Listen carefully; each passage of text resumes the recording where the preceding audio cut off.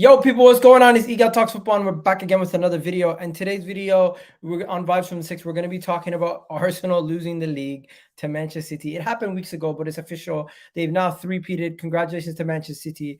Of course, you guys are not going to be saying commiserations to Arsenal. You're just going to be probably laughing. But yeah, it is what it is. Liverpool have handed Manchester United the Champions League berth. And Newcastle have also gotten their Champions League berth. Spurs are currently 8th. Chelsea who knows where Chelsea are, somewhere in the bottom half of the league table. Nobody really knows what they're doing down there, but they're going to try to figure themselves out over there in the summer. But we got Mojo today. We got Patrick today. We got my guy, Staffy and Alan, and we're going to get it. We're going to mob it out. There's no Liverpool fans who wanted to show their face, but understandably so. Why would any Liverpool fan want to show their face after this horrendous season that they've been having? Let's get the show started. Vibes from the 6 at 10 o'clock. You already know what it is.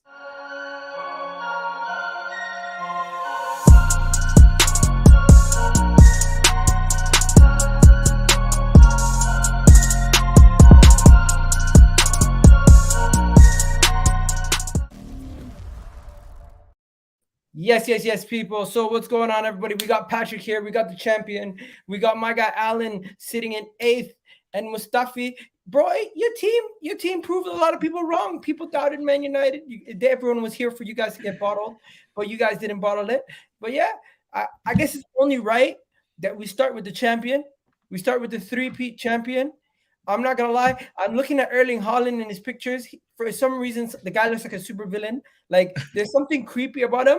But he's so good at football. But there's something really creepy about him. Like he has that like I'm here to kill you kind of look. No, obviously not in that kind of way, but like in football. This is going bad. This intro is. Oh, you know what I mean. He has that killer instinct. Like when he's on the pitch, like he's just so locked in. You know what I mean? How many guys have you guys seen? He's killing his rivals. That's what he means. Yeah.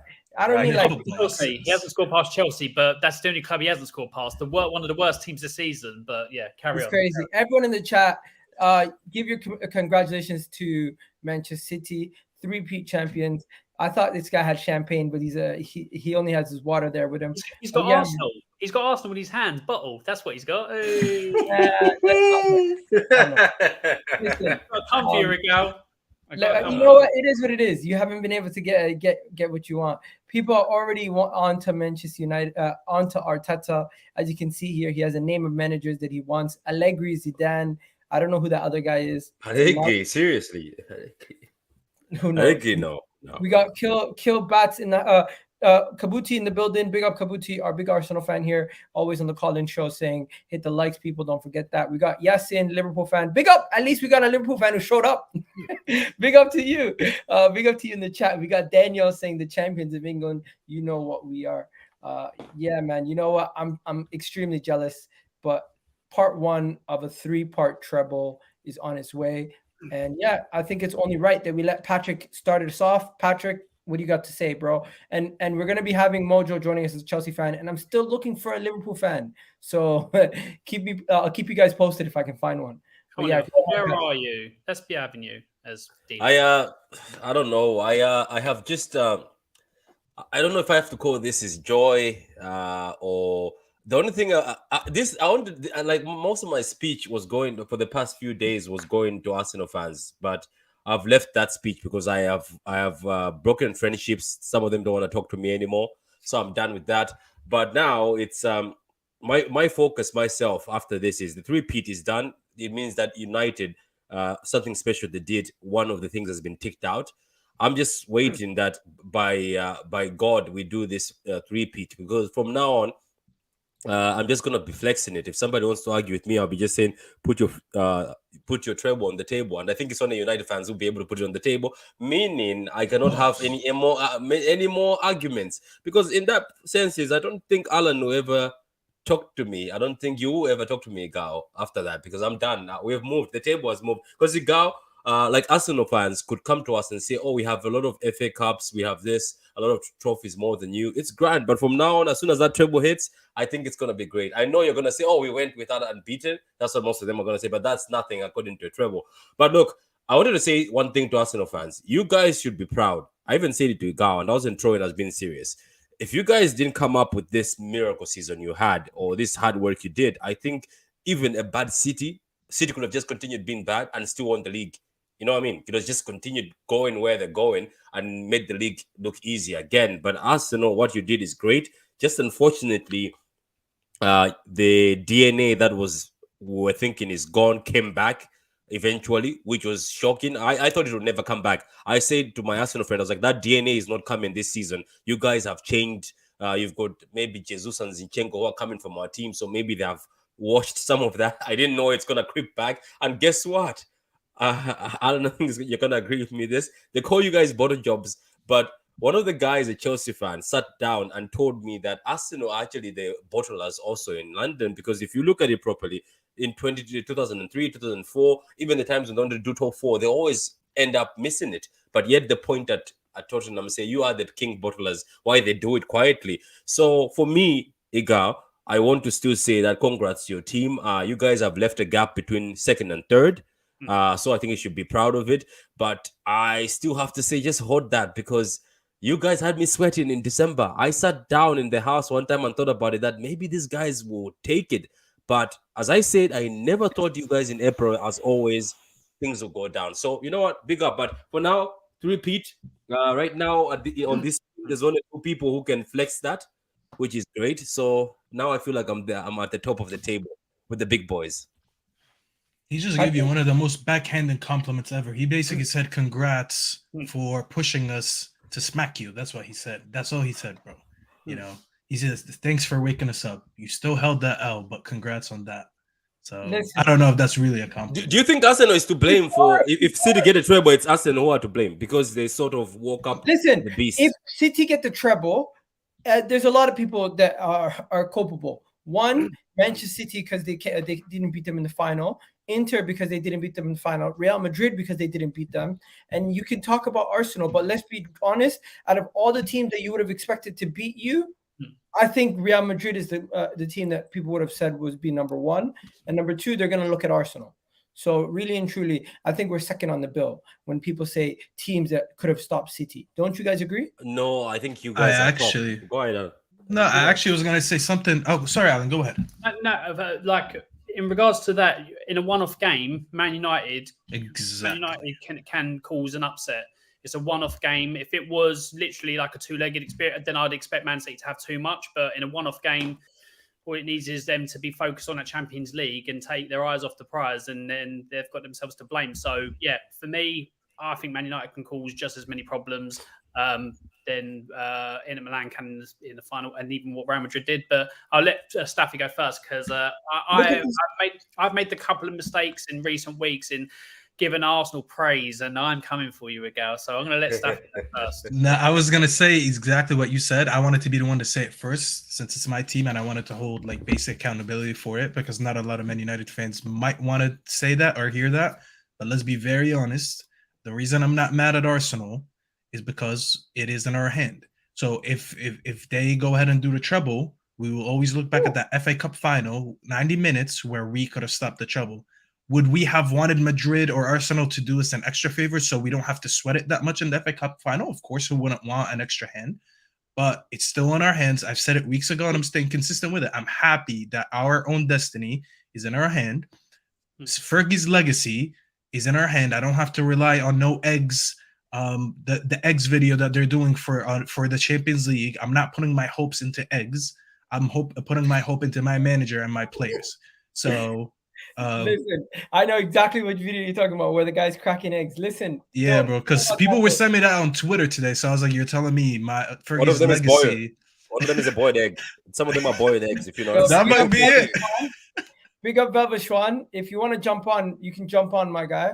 I'm sorry, lads, but City won't let the treble slip. United don't stand a chance. And Inter don't stand a chance also. Vini's being racially targeted today. What happened? Yeah, you didn't see it? It's going bad. It's horrible. And he got a red card for it. What happened?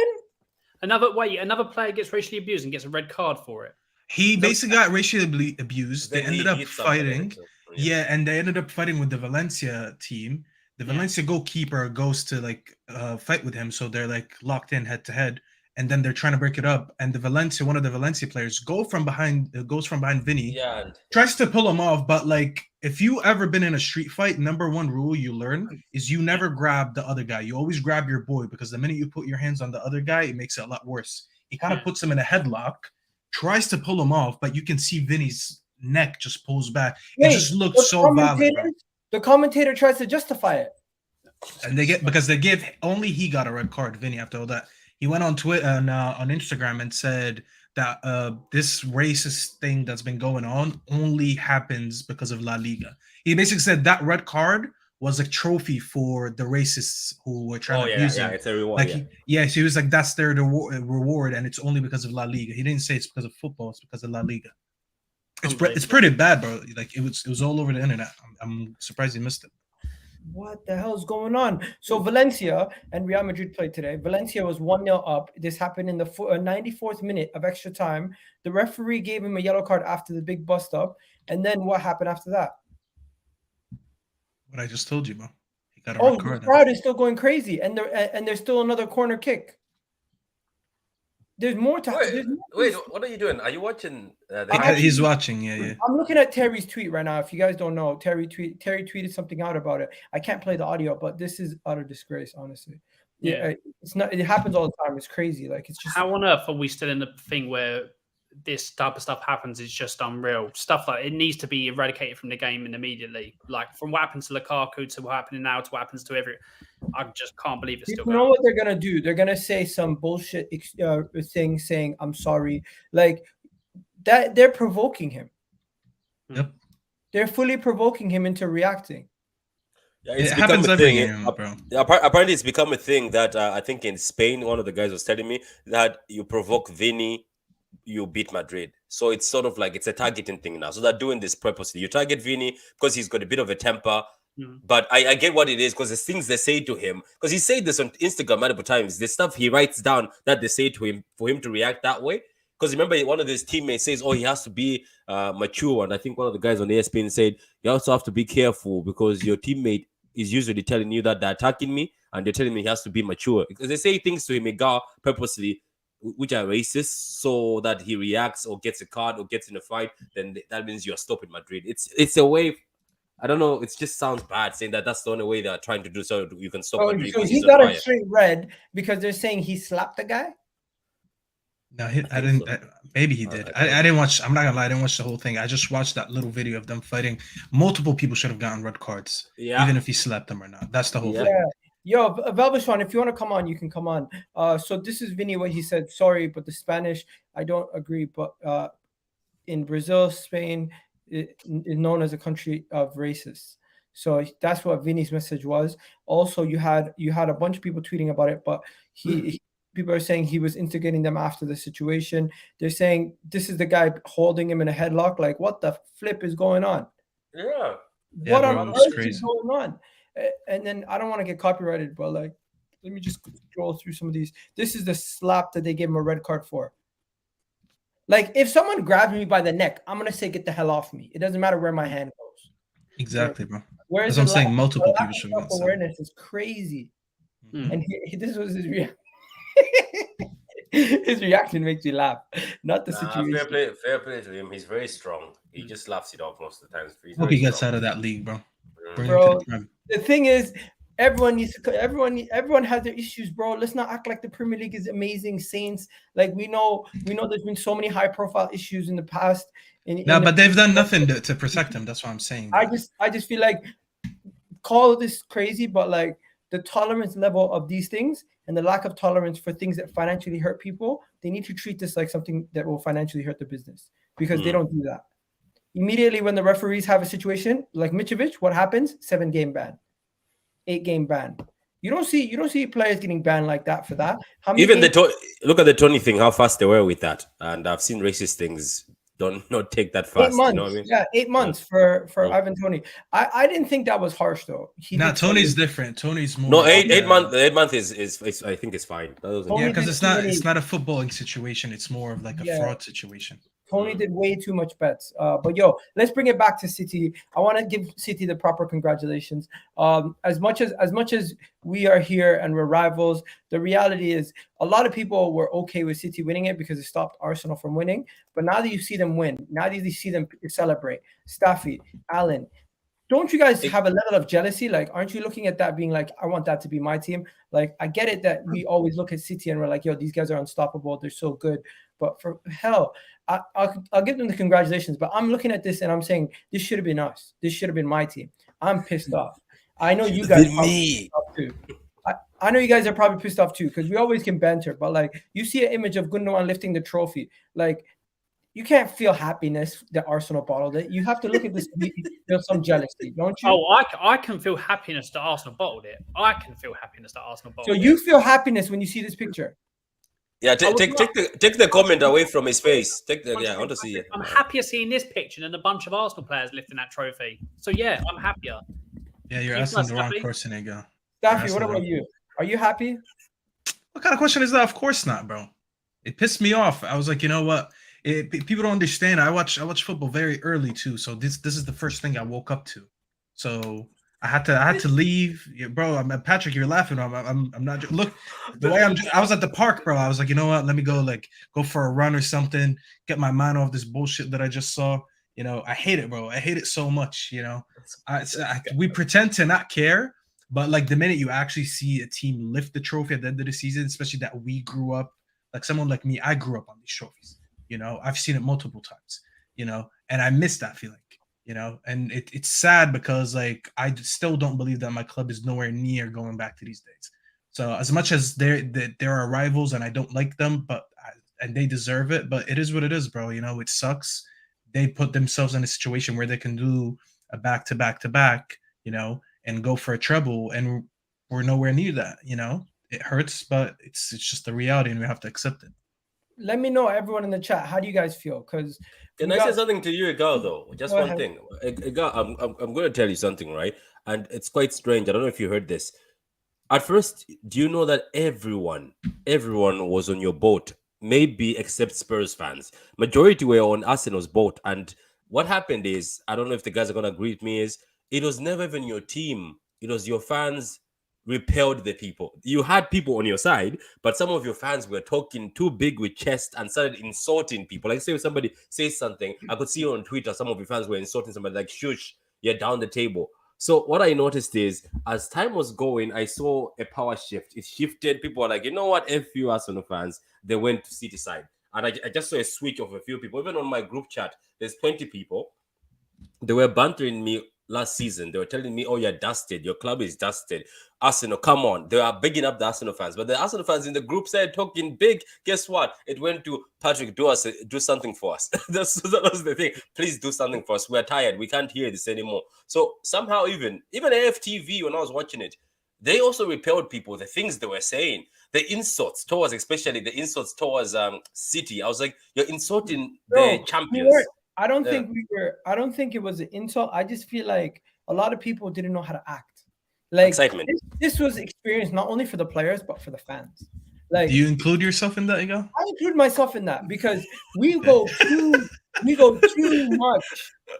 much to one side or the other. How do I go from saying, you know what, I'm not even in the title race, City are probably going to still win it, to they can't catch us now.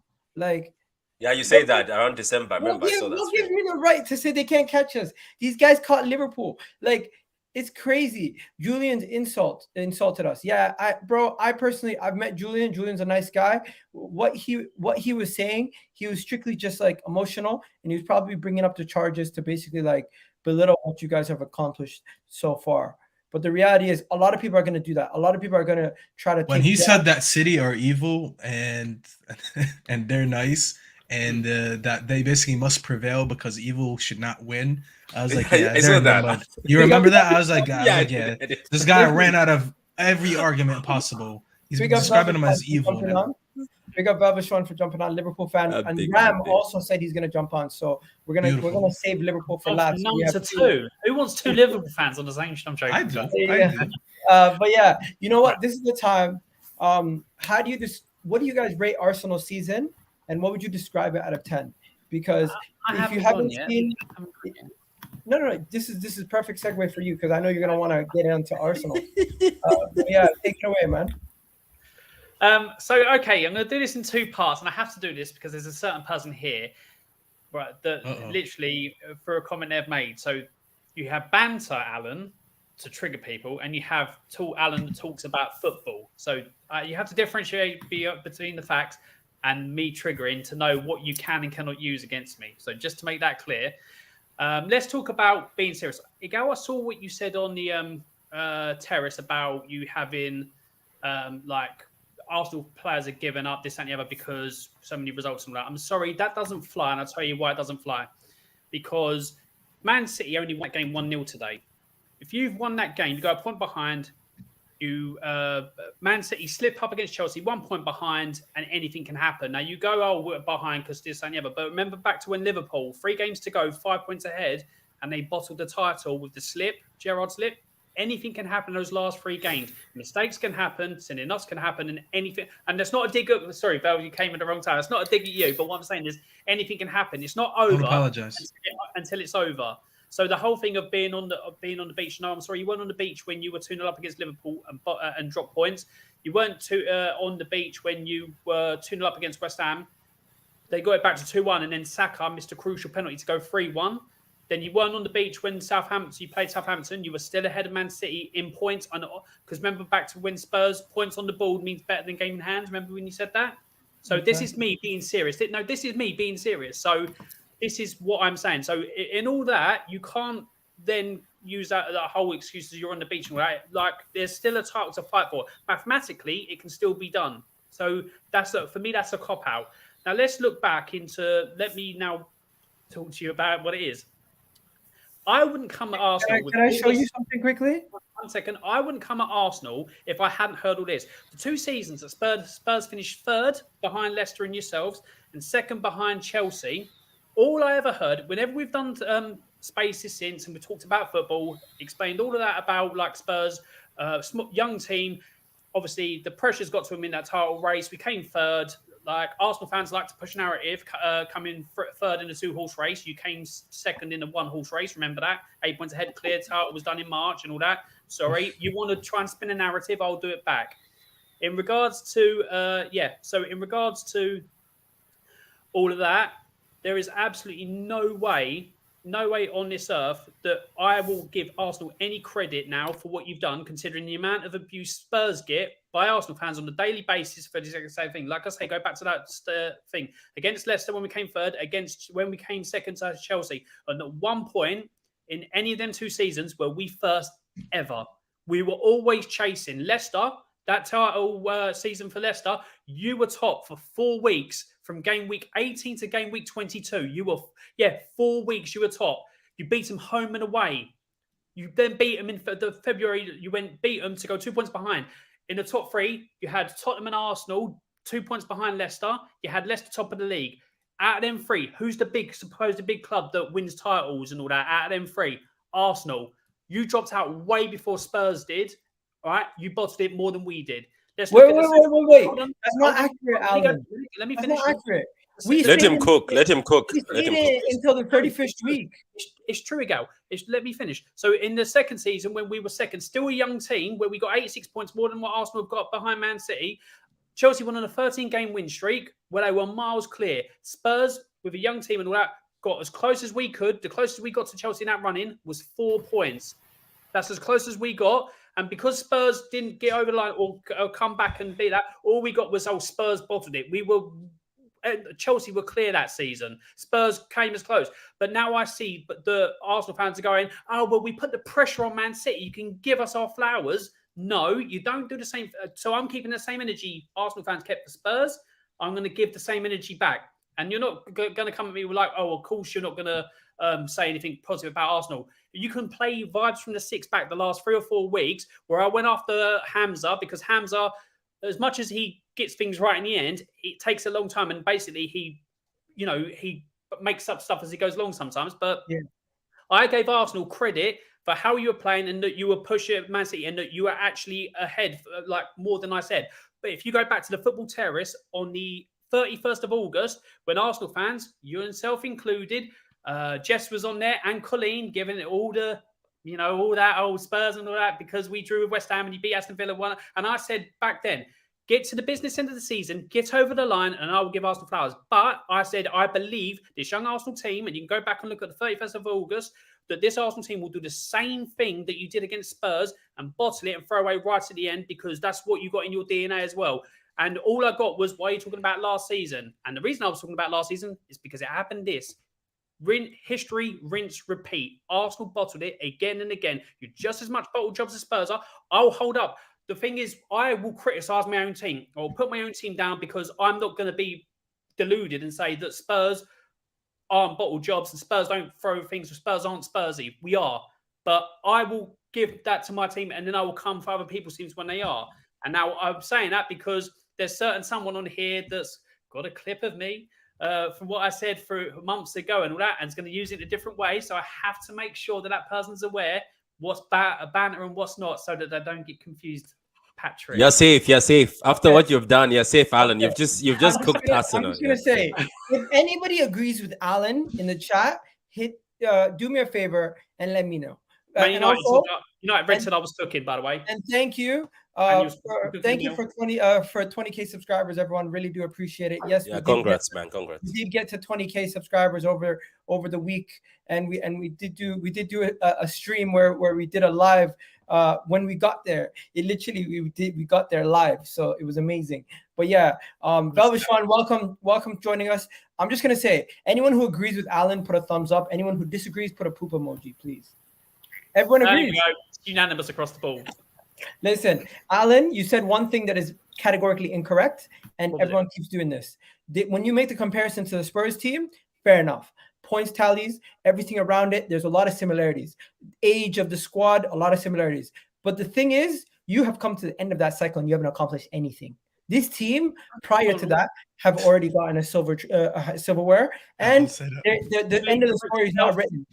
Not this team. Emery's team is where you got your silverware, not Arteta's team. Emery's team. Listen, Arteta was the one that managed the team that won the trophy. Okay, but you're saying that it's Arteta's team. That you said that team was toxic. Look, this is where I say agree with that team being toxic. You were basically saying that the toxicness, the bad eggs, the ones that were awful for Emery were the ones that got you the thing with Arteta. You are saying Arsenal was Spursy this season. What? Yeah, you were. Yeah. Arteta's team, who he's handpicked as the thing to push them on to bigger and better things, is 1-0. Yeah. Emery's players won that. Alan, that was very good, bro. You caught him there. He tried to take credit for Arteta with Emery's players, but when we used to argue what's wrong with Arteta, they used to say, well, it's still Emery players. Yeah. So it worked with both. I'm not gonna lie, this is the best cooking I've ever seen, bro. I mean, this guy used so much seasoning. We got 80 people in the chat, and we only have 30 likes. Do me a favor, guys. We should at least have 30. My job's done. I'm gone. See you later, guys. Nah, don't go nowhere. Don't forget, your team is in 8th, and we still got to talk about them. What are you saying, Velvet Sean? You're in the building, and also we got 2 Liverpool fans. Where did they all come from? You gotta love it. We got Ram is here. Ram has made a late addition. People saying Alan. Okay, so the question right now is, first of all, give your congratulations to City, of course. Say whatever you have to say about City. But after you've done that, give us your takes on Arsenal, of course. So, Velvet Sean, what you got to say? How many times are we can congratulate them, bro? Enough. Yeah, City deserve it, man. City deserve it. It's such a shame that my club couldn't be serious in the summer. So we let City get away with it, and they deserve it, man. They've been the best team by a mile. I can't believe a few months ago there was a discussion about Haaland's making City worse. I can't believe that was a discussion in the season, man. And City seems like miles away. Yeah, it was valid at the time, though. It was valid at the time, but it's people act like Haaland couldn't improve. Haaland's improved his overall game, man. I thought he could be only a goal scorer, but his link-up play has been very good. It's been effective recently, and the players stepped up. Grealish this season stepped up massively. Riyad Mahrez, of course, and your other players, John Stones. But for me, Akanji, he's been outstanding for City. I've always liked Akanji. I thought he's arguably, it's an argument that he could be the signing of the season if you really deep it. How much for him? 14 million. I think it was 14 or 15 million. 15 million. 13 mil, I think. Yeah. It was. Ake in that conversation as well has been like a great player for City this season. I think Ake, and I ridiculed that signing, but he's proven his worth. So Alan, I'm not gonna lie. Ake, yeah, I think I'm gonna steal what someone else said about Ake. Someone stole Van Dijk's soul and gave it to Ake. I swear to God, someone did some Shang Tsung shit and stole Van Dijk's soul and put it in Nathan Ake. I swear to God, someone's done it. Okay, I just want to say, I feel like I owe a lot of apologies, so I'm gonna end it off with the apology segment. But for now, do you guys have anything else to say on City? Yeah, can I say something? I didn't say. What Alan, as I know, was cooking you, but his cooking was so delicious. It's given me so much knowledge. He's actually right now, because I'm like, Arsenal fans keep flexing that FA Cup win, and now he just opened up that Pandora's box that it's actually Unai's team. So Unai was actually cooking. He was actually, I know that people didn't like him, but I think Unai was cooking. So I'm thinking, I was like, if I even think about it, if we dig deep into this team, is it Unai's foundation? Even though the other players have been thrown out, is it still his foundation? No, not that far, man. But nah, I'm sorry. You got a bit too far. Yeah, that's a bit too far. Left. It was just that FA Cup that Alan cooked about. Yeah. But this foundation is not even. Because they packed the bus. Do you remember they packed the bus in the FA Cup? They packed the bus. Let me just say this. I just want to say, signing of the season, Zinchenko shouts. My apologies. Okay, I was wrong. Signing of the season is obviously Haaland. Player of the season, Odegaard and Saka, even though they would have deserved it if we won the league, Haaland was always going to win it. So that's number 2, right? Number three, I said on record that Mikel Arteta will still win manager of the season. If Thing does the treble, I redact that statement. I'll say this right now. I redact that statement because I was in the mindset of, even if we did lose the league, that the opinions of him wouldn't change and the season would still be viewed as a good season. This is where now we need to go to the pivot to the next thing. Do you guys still view Arsenal season as a good season? Ram, I'll start with you. Oh, no. You still have to apologize. I think there was a time we were also here. You talked about Jesus scoring like a lot of goals more than Haaland or something. You said Jesus is going to have a better season than somebody. I don't know if it was Haaland or Kane. One of these. You said one of these. He said a lot. Where's my apology, Egal? You made me praise Arsenal, your team, and now you got nothing Guys, for it. If we sit here and everyone asks for an apology, we're going to go on for like days. So I'm just going to say this. I'm not going to apologize for saying my team was good. I'm not going to apologize for saying my team was in a title challenge and we could potentially better than Napoli, you say? I'm not going to apologize for saying we're going to win it or anything like that, because those are predictions and I stand by my predictions at the time. The only thing I'm going to apologize for is wild statements like Zinchenko should be signing of the season over Haaland. That was crazy. There's another apology you need to make. It's disrespect to Liverpool fans, Liverpool's title season. Yeah. Oh, he's already done that, though. I did not. I still stand by it. I still stand by it. I don't feel like I disrespected. No, I'm already taken apology. All I did was merely make a comparison. So all I did was merely make a comparison to Liverpool's title-winning side and this team to see how close we are to you guys. And even then, I said only 2 players get in. None of your players get in. I only said 2 players get in. No one gets in, Wait, bro. who's the 2 players? Odegaard gets in. No. Over who? Over Gini Wijnaldum. No. What? Not when they're on fire. Not when they're on fire. Take Henderson out. Bin Henderson. No. That Henderson. That even Henderson at that period was our most integral player. No, Wijnaldum is debatable. Wait, who's the second player? I want to know the second player. But who's the second player? I didn't let exactly, bro. 1 second. I've been hearing this a lot. People saying Egal selling copium. He's letting us down. He's selling us dreams. People are saying copium I'm Robbie. Listen, respect to Robbie, but I wasn't standing outside the Etihad saying I'm calling people from Africa and America and Canada to come to and believe. No, all I said was once we lost the City at the Emirates, that some people didn't believe in the first place and they're upset. Who's that second player, bro? You said 2 players. Who's that second player? Saliba. No. No.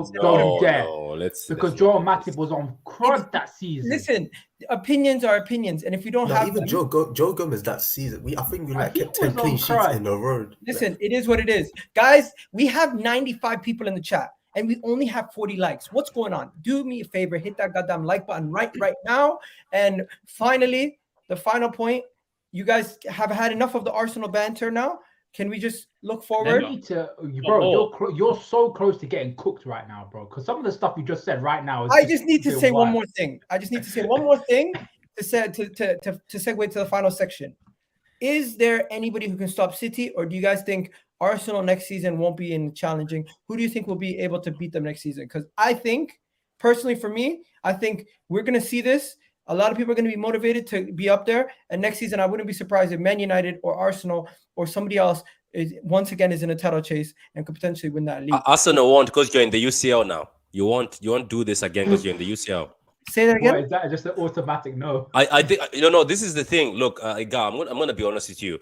When you're in the Champions League, right, you can't play those low class players you were playing, some of them in your Europa and making it through. You're gonna have to be playing your best team in the Champions League, or you're gonna get embarrassed. So I think you guys will struggle. I think you guys. I know a lot of Arsenal fans are thinking they'll just come back.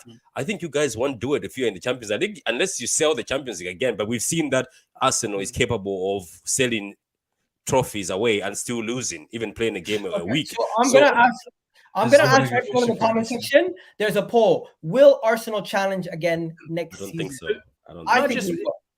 It depends. Basically, it depends on like how many you get rid of and how many you bring in, because you got a very good first 11.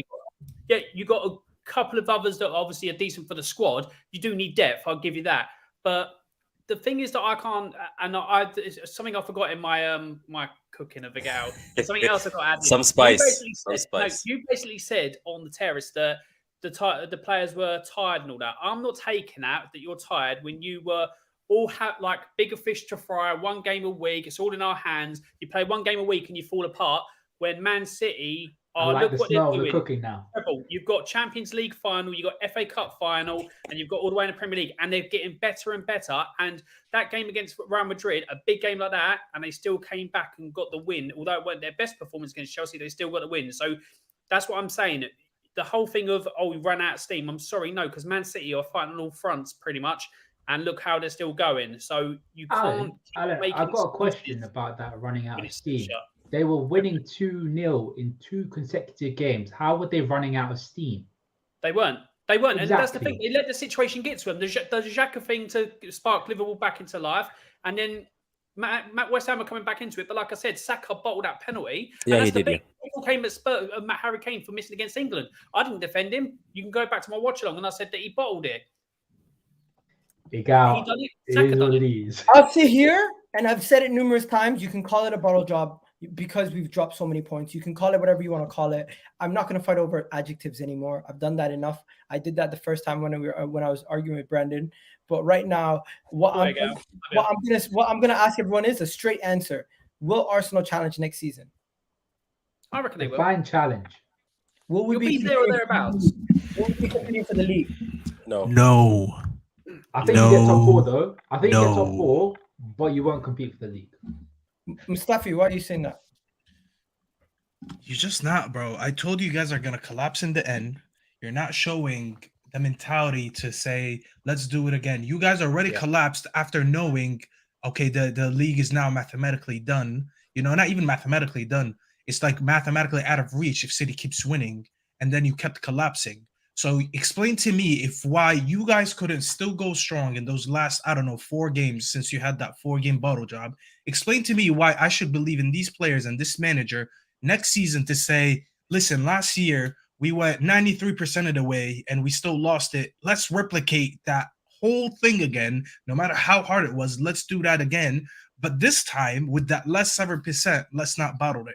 You just proved that you can't even finish the season strong just to keep your heads high and say, let's go next year and do it again. So why am I meant to believe that this crop of players and manager are going to go next year and do that? And I've been consistent with that since you guys, I think it was even before the City loss. It was after the 3 draws in a row. I've been telling you that. And you didn't like my opinion on the terrace. And look at us now. 5 games later, you've only had 2 wins since. There's no reason why I should believe in them. But you believe it's because of the manager, not the squad. Both, bro. It's both. I feel like a new manager comes in, improves some of these players in terms of who they are mentally, and then also attracting bigger names. Just say what you said on the terrace, man. Just say it, man. What did I say on the terrace? Bro, I talk a lot of shit. I don't remember. You What said- I said. Bro, you said Arteta is going to be the Ranieri for what Chelsea was. Thank you. You remember. And that's what I tried to say, bro. People don't believe that there's Ranieris out there. It's okay, bro. Not everyone is meant to be Batman. There's a bunch of Robins in this world. Robin is there so you can get your Batman later. It's not. Don't disrespect Robin like that, man. That's what I'm trying to say, bro. It's not even a bad thing. Sometimes you gotta drive, that C class before you make an upgrade. You know what I mean? It's okay, bro. Okay. Arteta can get you from one point. Hold on, stepping stone. Exactly. He could be a stepping stone to get to a better just a better place in general, bro. And you can get the final product manager. I'm telling you, Enrique is out there. He's from the same school as Arteta. You're gonna just bring in a guy with more experience, more character, and more respect in the game. But you don't want to believe me. You guys want to go again with the same manager who hasn't proven yet anything because you have this hope inside you, and it's fine. But it's the hope that kills you. It's not hope. It is hope, bro. No, what is the evidence? Egal, you showed me 2 seasons in a row that you are bottle jobs. Last year you bottled the top 4, and this year the evidence is gradual improvement, season on, season out. Every single year, we've made massive improvements. The year before that, we were 8th. The year after that, we were 5th. The year after that, we're 2nd. Now, what's the next step? The next step is to get over the line. The reality is there is steps. And not everyone goes over the line, Egal. This is what you don't want to understand. You guys have that false hope. And I get it, bro, because I'll tell you something. I am sitting here hoping that next year, Ten Hag improves us, and maybe in a couple years, he wins us a title. But am I also aware that that's very possible not to happen? Yes, you guys have a weird attachment to Arteta because he played for your club and because he took you guys from the slums to getting a 2nd place, like this is a trophy or something, and you're just hoping that this improvement is going to keep going. Why they're all on Arteta. There's a reason why they're all backing Arteta. I can tell you the reason. Because they all started this weird thing where I think a couple of months ago they kept on saying, "Oh, Arteta's a generational manager. He's going to be the next." Generational manager has never been a thing, Egal. It's never been a thing. No one has ever used that in the history of football. Not even Pep Guardiola has ever had that title named on him. It's some stupid thing that your fan base has started. It's so weird. It's a weird attachment, bro. They have such a weird attachment with Arteta, and I don't understand it because, like me personally, I've never had an attachment to anyone like that in my club other than Sir Alex, but he's a GOAT, so you understand why. The attachment that they have to Arteta is fucking weird. I understand Liverpool loving Klopp. I understand if somehow Pep someday goes into a rough patch and the City fans try to give him a season or 2 to prove himself. That's if that ever happens. But the fact that they just do that for Arteta, bro, I don't feel bad for them for not winning because these guys don't even want to win. They just want to prove, that Arteta can make us win instead of just like wanting to win. Bro, like they're so obsessed with being right, bro. I don't care if we win the league with Arteta or if we win the league with Joe Schmo. The reality is if Joe Schmo is better, I'll sing his song as much as I sing Arteta's song. The reason why we back Arteta is because we've seen him make massive calls and they've almost been, majority of them have been right. Now, he has had some calls that have been wrong, but guess what? We acknowledge the team and the situation of the team and where we've come from. Over the last couple of years, the standards of the club has raised. It's gone from a situation where all we wanted to do is get back into Champions League. We bottled it last year, but we've kicked on from it. Last year, people said when we bottled top 4, we were going to regress. We didn't regress. We pushed on and progressed even more. Can I ask a question? You're saying all this now about generational, I'll take this and the other. But just the other day on the terrace, did you not say that Arteta was to blame for you failing in the running, that he made decisions that were incorrect and cost you the title? Yes, he has made mistakes, but doesn't mean just because you're a top talent doesn't mean you don't make mistakes. He's a top talent now. Egal, can I tell you something? He is not generational. Mikel Arteta is not a generational manager. Listen, get this out of your head. Is one of the most stupidest statements I've ever heard. If this was any other club, you guys would be heaping Mikel Arteta's praises. You would be praising Arsenal for. No, we wouldn't. We would say how stupid that sounds. This whole I'm going to say this again. This generational manager has been a new thing which somehow, somewhere in some stupid universe, your fan base has started. Pep Guardiola was never touted as a generational manager when he first started off. Jose Mourinho was never given this generational manager. But for some reason, it's all started because of Mikel Arteta, who hasn't even done anything. Flipping Edin Terzic has done more for Borussia Dortmund than Mikel Arteta has done in his whole career, bro. Unai has a lot of you. Listen. Let's acknowledge something. Is he a good manager? I think he's a good manager. I'm not dismissing what he's done. I'm not dismissing the progress that he's done with this team. Yes, he's made them play better football. Yes, he's made them improve based on last year. Okay, but Egal, the fact that you think that the next step to this progress is winning a title, I need to wake you up and tell you that this is not guaranteed. This could be the ceiling, and you don't know it. The reason I'm telling you is to go for another manager is because when you have another manager who is proven to be better than him and win stuff, the guy, for fuck's sake, won a treble with Barcelona, okay? And he plays the same style. So if you're worried about your progress, you don't need to worry because he plays that same style of football. To me, I don't understand why you wouldn't want to go for that world-class manager when you have something that's similar, but just like a B-tech of it. Because it's like, let's be very honest, he's not even a B-tech. He's a C-tech Enrique. And I'm not even an Enrique fan because I think his style is a little bit boring. But he plays the same style. He played the same style in Barcelona and same style in Spain. But this guy is a little bit more proven. No, not a little bit. He's actually more proven than Arteta. And he's going to get you the One second. Let's listen to the viewers for a second. People saying no. People saying Frank de Boer is bigger than Arteta. People saying Ten Hag is better than Arteta.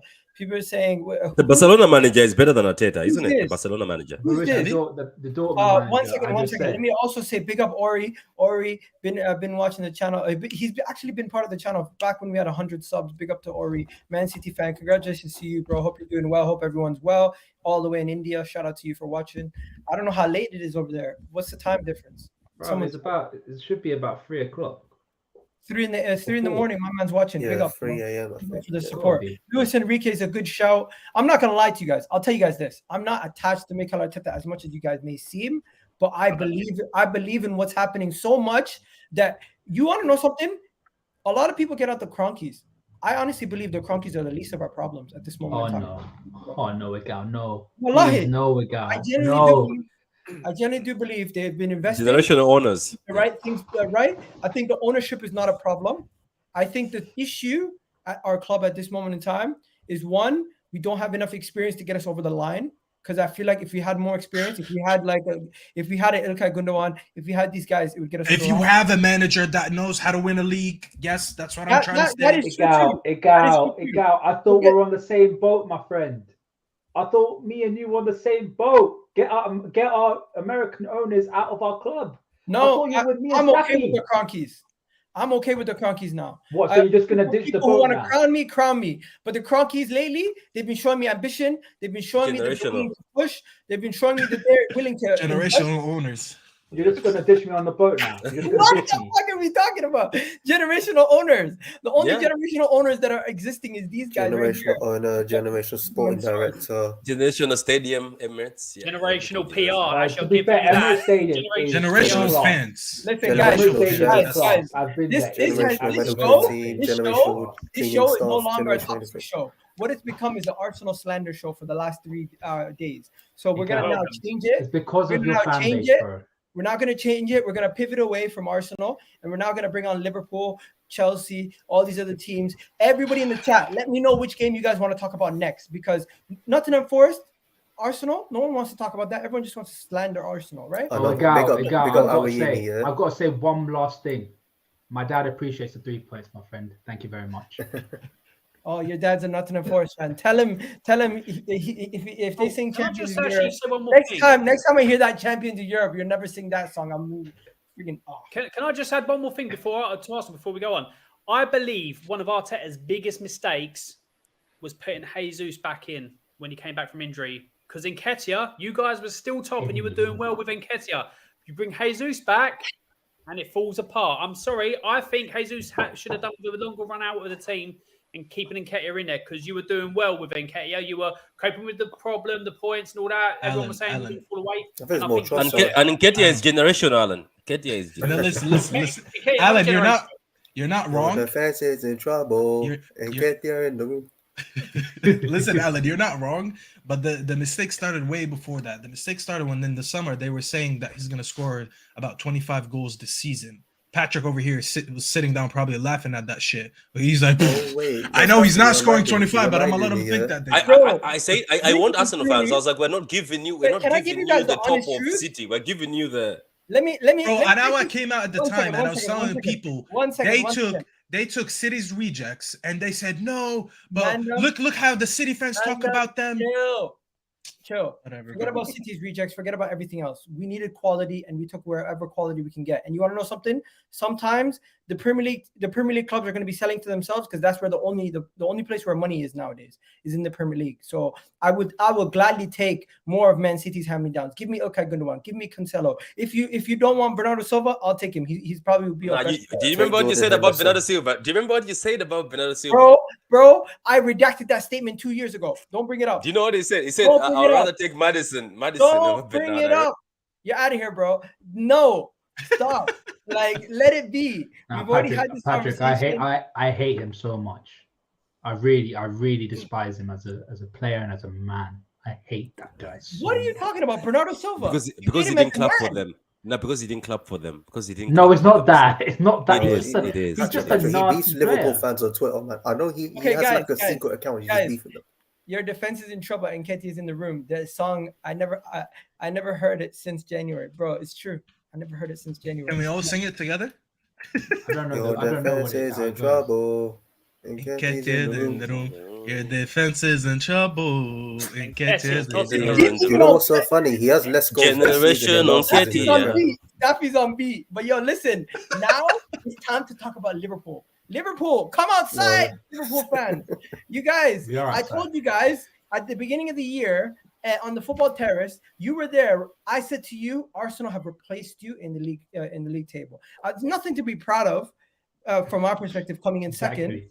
But you guys coming in fifth after challenging year in, year out, it's a massive drop off. And with that draw, first of all, big up to Roberto Firmino. I actually rate Roberto Firmino, unlike some people who say Don't lie. I actually do rate him, even though people say he doesn't score enough goals. I acknowledge that he's a massive part of your success. Without him, Salah and Mane don't do what they do. But that's besides the point. Credit to him. He's leaving Liverpool legend. You also have the human bandage in Naby Keita. You have the walking dancing machine in Oxlade-Chamberlain, and the oldest man in the league. What's his name? Milner. There you go. And yeah, Liverpool fans are going to hate me for this, but the reality is the reason why you guys have done this is because you guys did not strengthen when you were on top, and now you're beneath Arsenal, you're beneath Manchester United, and this season you're even beneath Newcastle. Guys, no one's going to hate you for that. No one's going to hate you. They are literally saying facts. Like, because we all say the same thing that you have. Like, Egal, the last couple of months, have I not said that? I think you have. Exactly. So I'm not going to hate you for it. You're saying exactly what I believe and what is entirely true. We haven't strengthened when we were up top, and we haven't when we needed to strengthen. That's why we are in a situation where we are.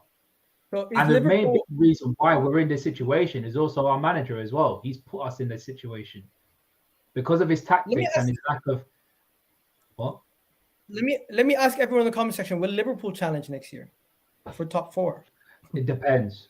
Again, it comes down to it depends. If we actually fuck up our ideas and do well in the transfer window, then I'd say yes. But what are the chances, Vel? What's the chances of us doing that? When hearing about the new sporting director, it's not giving me confidence at all. The players we're linked to too many left-sided midfielders. The fact we're not even going for a DM because Fabinho's back on form. And we're not going to go much midfielders because Curtis Jones is now revitalized the midfield. Like, I don't think we'll challenge. What Curtis Jones is vital for next season? That is what the journalists are putting out there. Do you believe you're going to improve massively this summer and sign 3, 4, 5 midfielders? I think we only signed 2. We don't need 4 or 5, but we need 2 or 3. We need 2 or 3, yeah. You know, I don't think we're going to get 3. I add a little spice to everything. Anyways, I don't think we're going to get 3. I think we are just going to get the 2, and my main worry is we're not going to get a 6. Okay, and you know what? Staffy's here, United fan. I'm pretty sure, Ryan, you said something last show that we're on. You can't wait for him. Or don't bottle it. That's what you said to him, right? So Staffy, what you say? What you saying, bro? I let them all go on with all this garbage right now, talking about next season and whatnot. Like I care about what they're gonna do next season. Let's talk about what just happened. Okay, every week, every show, every day, any person I know messages me. Are you worried? Are you scared? Liverpool are right behind you guys. Oh, we have 5 wins in a row. We have 6 wins in a row. We have 7 wins in a row. Are you worried, Stuffy? Are you worried? And I kept saying every week, I am not worried. We will not bottle this. We will not lose enough games. I heard a bunch of nonsense about how you guys are breathing down our necks and you're coming. And I said, you're acting like you guys are not going to drop any points for the rest of the season. And we're going to lose 3 of the last, I don't know, at the time I said it was 5 or 6 games. Granted, we lost 2, but I still said 3. Okay. And I said last show, you guys will, I was hoping, I don't know if I said tie or loss. I think I said tie, but I was hoping for a loss. That you guys will not beat Aston Villa. And that's exactly what happened. So next time, all that bullshit that Liverpool fans are coming up with, you got to hold your horses a little bit. Don't be like that kid that likes to study last minute so he can ace the exam next year while someone else is studying all semester. We were doing our thing all semester. We were doing our thing all season. We would have little hiccups on the way, but it was never more than 2 or 3 games in a row where we mess up. The worst one we've had this season was 3 games in a row. That was 2 losses and a draw. Okay, we haven't had these bad spells and bad periods. But all of a sudden, people wanted to doubt Ten Hag, whether they're United fans or rival fans. Oh, Ten Hag this, Ten Hag that. When all of them were sucking him off from January to March, saying, "Oh, I wish my team got Ten Hag." Spurs fans were saying, "Oh, I can't believe we gave him an interview and we didn't sign him because we didn't think he has a character for Spurs." And then you had Chelsea fans saying, "Oh, we wish we had Ten Hag over Graham Potter at the time because he's all bullshit." You know, and people wanted to forget about a 3-month period where he beat big teams in that period, like City and Arsenal and Barcelona, and was going on fantastic runs, to all of a sudden saying he's going to bottle top 4. None of that bullshit again, bro. None of that bullshit again. Next time, go ahead. Ozan Kabak, I'm sorry. Did I miss the super chat? Yes, I did. He said, yo, Egal is the hope that kills you. It always is, man. It always is. But yo, Staffy, keep going, bro. What are you saying? That's pretty much it, bro. I mean, you kind of interrupted my cooking, but Liverpool fans. Just listen, Liverpool fans, just hold that, and I want everyone to go to Sam's channel, and together, you guys will learn the song for the Europa League next year. I heard he's giving out classes on how you can sing the song together. So don't worry, we'll try and do what you guys failed this season. Yeah. No, that weak banter. I don't care. No, you can try. I don't care because you're meant to win the Europa League and you failed, bro. Oh, but you know why we didn't win it? Because you were shit. Yeah. Bro, I would love to see you go 1 game and get 2 of your center backs injured for the next. One of them was out for the season, and one of them was out for about 6 months. Sorry, not 6 months, 6 weeks. And let me know how you go, because you guys still bitch about Van Dijk's ACL a couple years ago, saying, he's never recovered. I'm the last person you got to talk about centre backs, because I had it for a whole season and we still ended up getting top 4. I was just about to say that, Ram. Just about to say that. Please, I'm the last person you got to tell me. Listen, bro, I'm talking about a game. In that game, what I'm telling you was I had a season. We lost 2 players in a game, and we end up going from 2-0 to 2-2. And the minute that happened, I said it's over for us. Egal, you remember that? So I said it's over. You did an Arsenal then. You did an Arsenal. You bottled it. Bro, these guys complained. These guys complained about holding, even though they were winning without him. I explained the game. We know, Patrick. We know about Real Madrid's what's it called? Credentials in the Champions League and Sevilla's credentials in the Europa League. Yeah, you do realize last season they got knocked out by West Ham, but no one wants to talk about Europa League heritage. Sevilla. Wow. They got knocked out by West Ham last year, but no one wants to talk about heritage then. I'm just saying. Rem, I'm not gonna lie to you. I really don't care about the Europa League. I don't care about this bullshit. I'm pretty sure I can go find teams. I can go find teams right now that have beaten you and they've lost to lesser teams. So that argument is still weak. And it's the he missed the pen. What? What the hell? Yeah, he missed the pen. He says it was the guy who missed the pen. It was like the VRL final, something like that. I forgot two finals you guys bottled against Spanish teams. Sorry, two times. I mean, like you didn't just bottle a final last season, but okay. Bro, you know what? We played our best. I think Alan and Patrick got to get onto this Liverpool talk because Ram is just giving me a weak argument. I just have one question. It's not a weak argument. I'm telling you. You're just trying to deflect, bro. You're trying to deflect. You're taking me back to the Europa League this season. That's it. Order in court. Let them cook. Let them cook. No, let them cook. Let them cook. Let them cook. I just wanted to ask this for Liverpool fans. Like obviously, like the video also, man. Yeah, Alan said there's bantering, then there's seriousness. So let's go to serious football. Let me ask this, right? McAllister, do you think he's going to go to Liverpool? Why you guys not in Champions League? Because apparently he said he wants to play Champions League. So how is that going to be possible? Do you think your badge maybe will attract him enough, or Klopp's hugs will attract him to come there regardless? I think you already answered it. Actually, Val, you go ahead, man. You go ahead. It's just with just Liverpool Football Club. Like, we presented a project. He's like, okay, I want to join. I don't think Champions League matters, to be honest, with McAllister. Now, obviously, it's been reported. What if a Champions League club comes to him? Sorry, what if a Champions League club? Do you think you still have enough pull? I think he will look at the team, Liverpool, and saying, okay, Curtis Jones is starting week in, week out for Liverpool. Thiago's injury prone. I could start fit in that team. That doesn't work. That doesn't work. I've seen people see Mustafi and El Neni in our team and say, I don't want to come there. Yeah, because Arsenal had no pull at that time. Well, we do. You think what pull have you ever had in the Europa League? Because I'd love to know Jurgen Norbert Klopp. Bro, Jurgen Klopp was literally speaking to Jude Bellingham for 2 years and couldn't get him. But that's different. That's not. Do you know why I'm asking this? Because a lot of clubs are looking for midfielders. Grooming Jude Bellingham and couldn't get him. What the hell's going on? Listen, we don't want to pay the money, Egal. Let me ask this. Because we're Mr. Krabs FC, bro. Let me ask this. Why would McAllister, who just won the World Cup, and he's going to see some of his teammates next season who won the World Cup with him, like Alvarez and them, playing the Champions League, why wouldn't he want to go to a Champions League 2? Champions League team 2. Please explain to me. I literally just answered the question. Jurgen Norbert Klopp. So you think they would rather play for Jurgen Klopp than to play in the Champions League? I think Jurgen Klopp is one of those managers where people will be like, yeah, I want to be. Forget about that. Forget about that. You can't forget about it because that's one of the big reasons why we're putting these players. Don't spend money. You guys have an issue where you don't go and spend the money that's necessary to improve your squad. What's going to change about that? Do you know why it's not? This season is definitely not an excuse because people talk about net spend. Net spend ain't real. We all know that, right? Yeah. Oh, we're losing Liverpool fans used to use that against people. Patrick, you know me. I never talk about net spend. I've always told you that we should be spending within our means because we're. How much money are you going to spend? 200 mil? I wish we would spend 200 mil, but we won't. I don't think we would spend 200 mil. But the reason why I'll never give net spend or not net spend, us not spending money this season as not a good excuse because we're offloading so many players on big wages. And if I've made the calculations correct, it'll be about £40 million a year that was saved through getting rid of Bobby, Naby, and James Milner.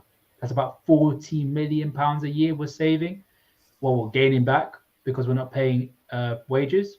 And Arthur Melo, he's gone as well. Through that salary cap thing that we like to talk about, we'll be actually getting a lot of money. So that's why I said we should be spending money. I think we will spend around about £60 million for Alexis McAllister. And here's the thing, again, one more thing. Yeah, go ahead. Klopp always says he will only buy if players leave. So this season, 5 players are already leaving Liverpool. I'm expecting 5 players because I'm going by his words. He will only buy if someone leaves. So we have 5 leaving. We'll have to see. Honestly, we'll have to see. Leaving for free. Because we've been going for an hour, because we've been going for an hour and we only really touched on 3 teams, we're going to now shift gears quickly to Manchester United because it's very very fitting that we speak about Man United. Also, Man United. Tyron should have got sent off yesterday. That's what. Who should have got sent off? Aston Villa should have won that game. Really and truly. I don't blame Aston Villa Tyrone Mings for trying to channel his in the Daniels son with that crane kick. Don't come at him. You want to know the honest truth, guys? The games in itself are not. Egal, and don't forget that we're so late in the game. Stood. We're so late in the season. Let's be honest. The game is meaningless. You guys drew. The game ended your top 4 hopes. You didn't win the game. There's no micro-analyzation of the game. Your season in a whole, you guys left it too late. That's the reality. But Egal, if we're gonna analyze the game, we should have got a goal, and Tyron Mings should have got sent off. Simple. Yeah, you know what, Egal? Klopp doesn't pull. He doesn't sign any players in the league winning team. Edwards did, and he left Liverpool. Interesting. What are you on about? Basically, he's saying Michael Edwards built your title-winning side, not Klopp. And people do, and that's not the. Yes, a sporting director is the main guy. Patrick? Who's your guy? I can't say his name. Your sporting. I'm not gonna lie. We're not gonna stay on that for another hour. Let's just shift gears. Because it's a stupid comment, bro. I think they're trying to trigger you. They're trying to trigger you. Everyone needs to spend big to close the gap to City. I 100% agree. 100%. Manchester United, I think, are the next closest after Arsenal to bridge that gap. Not Newcastle. Respect to Newcastle, they're probably going to solidify top 4 on Monday, but we'll talk about them more in depth on Thursday. I think Newcastle, unless anyone here has anything to say about Newcastle, because I feel Can I ask something? Do you think who has had a better season, Newcastle or Arsenal? Arsenal, because we've been higher in the league. Newcastle. Okay. Listen, it depends. Newcastle. League table doesn't lie, bro. We're like 20 points clear of Newcastle. Like, what are we talking about here? They got to a final. Not 20 points clear. What are you talking How many points do they have? A lot. They got 69. Bro, we got what? 82? 81 or something. 81. So it's about 12, 11 points, not 20. Hey, they literally finished second loser, whilst you finished first loser. They got to a final. You didn't. Newcastle had a better season. I honestly, I don't give a shit. All I gotta say is, I think I have a brighter future in the short term than Newcastle. Let's see how far they can get in a couple of time. It's impressive that they're even third in the Premier League, not right now. But yeah, impressive what Newcastle have done. But I'm not here to talk about Newcastle right now. Love to the Newcastle fans who watch it. But we're gonna go more in depth on this on Thursday after they play their match. Staffy. First of all, forget about Staffy for a second. Love to my guy Staffy, but Alan, you made a face there. You said forget about Staffy. Goddamn. Okay. No, you're my guy. I just needed to shift back. Alan, what are you saying? Because you made a face when I said I have a face. No, look, you're touting obviously Arsenal, and I understand that because you're an Arsenal fan. But if you look at it, Newcastle with their backing should only get better. And I think it's just a couple of seasons before they surpass. They've already surpassed Spurs. This isn't me trying to take a dig at you. They've surpassed us massively already. I think it's just a matter of time. I think within the next 2 seasons, you see it Man City, Newcastle, 1-on-1 for the Premier League title season for the next couple of seasons. I think it's just going to be that way. Yeah. Are we really sitting here? Okay, everyone who agrees that Newcastle have had a better season than Arsenal, please let me know. Who agrees? Damn. I think Newcastle have. Egal, this is too easy, Egal. I honestly think it's the Arsenal tax. There's a big Arsenal tax, and we just keep it moving. Yo, Staffy, Malia's comment. How dare you, Tottenham on the new Everton? How dare you? Yeah, you might get relegated.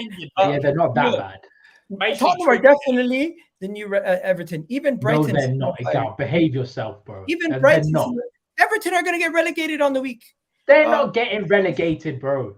They're getting relegated. Yeah, they probably are because we've got Leeds at the end. Dr. Tottenham will see Leeds. My bad, bro. Take it away. What are you saying? No. Staffy, answer this question. Answer this question. Who had a better season, Arsenal or Newcastle? Newcastle. Newcastle did not battle a league. Yes, they battled the final, but they weren't favorites. And if you're talking about Arsenal, we're not expected to compete. Who expected Newcastle on their first season under new ownership to make Europe, let alone finish potentially third. So let's be a little bit real here. Yes, they overachieved more than you. If you want to talk about overachieving, which I don't think you guys overachieved, maybe on the pitch you kind of did. But at the end, when you see how you guys capitulated with 2 wins in the last 8 games, that's not an overachievement. That's just garbage. That's pure garbage. Newcastle's had a better season. At the end of the day, both of you guys had 0 trophies, but one of them massively overachieved for where they are, going from relegation last year to most of these players, by the way, are the same ones that were fighting relegation. When you guys fought us bullshit for 3 years saying, well, there's still some of Emery's players, there's still some of Wenger's players. You know, these guys in less than 2 years, with most of these same players and freaking Sean Longstaff in their midfield, are going to Europe. I mean, going to the Champions League.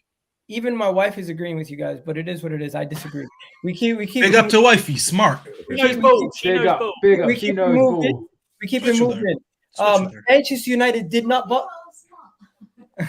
Yeah, she jumped in. Tell her to switch. Manchester United. Can everyone admit Manchester United proved us all wrong? They got top 4. They won a trophy. We didn't expect that either. Not me. United. So before I put them in. Season, yeah, we did. They proved me wrong. I put my hands up. No, the thing is, right. The thing is, in my original prediction, I didn't put them in the top 4, but I said it'll be one of the closest top 4 races in the history of the Premier League, where it could be a case of someone say United. I said United will get like 71 points, Chelsea will get 72, and then Tottenham. I think it was Tottenham or Arsenal. No, it was Tottenham that would get 73 points.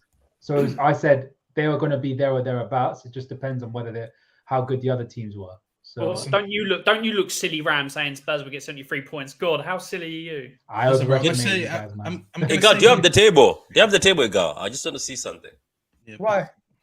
I don't know. I just want to see the table because I haven't seen it in a long time. I just want to see. I don't. It's not about you. I haven't seen it since this morning. Put it on. Yeah, I want to see. I want to see the bottom, how it's going. I want to see. I'll show it to you in a second. Let me just finish this poll because I have to do a poll question. Right there. Listen, I have to do a poll question on who's better, Arsenal or Newcastle. All right, so let me talk about my team first, since we're talking about Man United now. While you do the poll, I just want an apology for one thing, and it's not for me. Okay, I did it. I wasn't the reason this team achieved top 4, so I'm not taking credit or anything. No, you should, mate. You should. No. Who had a better season, Man United, Arsenal, or Newcastle? Just let me finish, Egal, and then we'll get to that. Stop creating questions for me, and I can't even get a sentence out. Okay. The apology should be to Ten Hag. Okay, because from the beginning of the season, Ram said most of you guys put him outside the top 4, and everyone predicted him to bottle it. Okay, everyone set crazy expectations, and there's one thing that still doesn't sit well with me. People told me we're only in the top 4 because everyone around us is weaker, but then in the same time, Ram is trying to tell me that he said this is going to be one of the closest top 4 races. This is a Liverpool that just went on a 7-game win streak and then obviously tied one. But these guys won 7 games in a row, and they still didn't manage to catch us. So how does that apply with the same logic that we are just basically lucky to be here because everyone else around us is weaker? And mind you, I said a few shows ago that I think we were on 63 points at the time. I said 63 points gets you top 4 in 4 of the last 5 Premier League seasons. Okay? And we already are more than that right now. And people came out and said, bro, listen, I don't even have receipts in front of me, but I remember everything in my head. That's the kind of memory that I have because I remember all that bullshit. People said, oh, well, Ten Hag lost more games than Ole. And I said, okay, but he's won more than Ole. And he's on track to finish with more points than what Ole had when we finished second. And everyone more trophies also, more trophies. And well, besides that, obviously the trophy. So we had more trophies, more wins, more points, and a better first season. But I was supposed to judge him and say Ten Hag out because he had one more loss than what Ole had in 2 of his 3 seasons.